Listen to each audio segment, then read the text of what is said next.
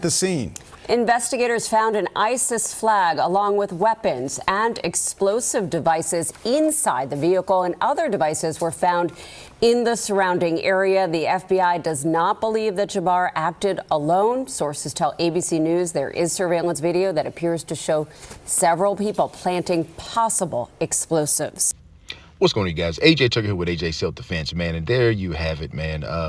Very, very tragic story, man. This man killed 10 people, injured 35. Finally, the police put him down, but he got out and he had a weapon and he started shooting at the police as well. Just craziness. And the thing is, like, whenever I make these videos, is to say that attackers come in all shapes and sizes. You never know where, you never know when an attack is going to come from. So let's talk about this guy a little bit, man. He just brought the straight carnage.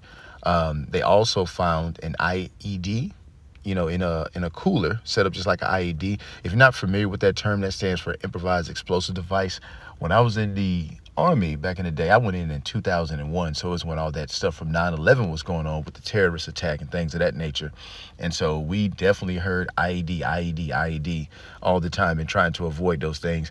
And I'm telling you, man, when somebody weaponizes their vehicle, it is very, very hard to stop. And so as far as self-defense tips goes, you know, what do you do when somebody is upon you with a vehicle? I mean, it's too late. I mean, you're in a crowd of people. It is hard to move to the side. It could just be too late, man.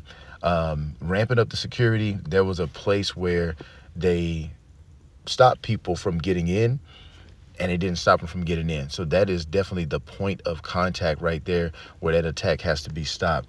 Other than that, man, how do you stop this? You know, they say that he did this alone, but they also say that they found 3 people that was connected to this guy, 3 or 4 people that was connected to a same type of attack like this. So how do you nip something that's in the bud in advance? It's very difficult, but you have to do it with intelligence. You damn near have to spy on people, man. And so I'm very torn about this one, because I know that we definitely have to ramp up security. I know when I was in the military, we went to Iraq, I would rather be out there than stuff like this happening over here. We do not want this type of carnage. We do not want this type of stuff happening on a regular basis. I'm telling you right now, we do not. I mean, it happening once, it's still not okay. It's still a tragedy, but you don't want coordinated attacks. And with technology these days, people can make coordinated attacks. You can try to say, oh, well, we can figure out their buying patterns. If they buy this, this, and this, man, people can order stuff off of Amazon left and right and just put this stuff together and coordinate these things. So I'm pretty sure when they switch over and Trump officially gets into office, he's going to be very aggressive on this.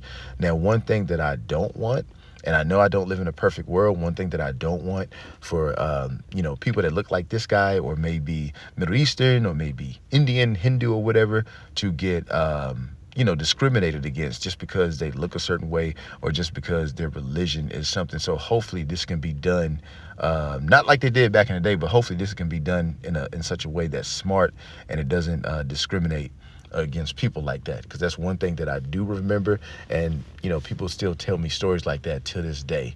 But very tragic story, man. It was by a football game.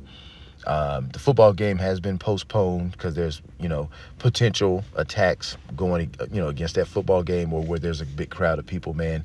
But it's just another reminder to keep your head on the swivel, man. You never know when and where something's going to come from, man. But let me know in the comment section what you think about this, man. If you have any other information or thoughts, I'll be interested to hear it.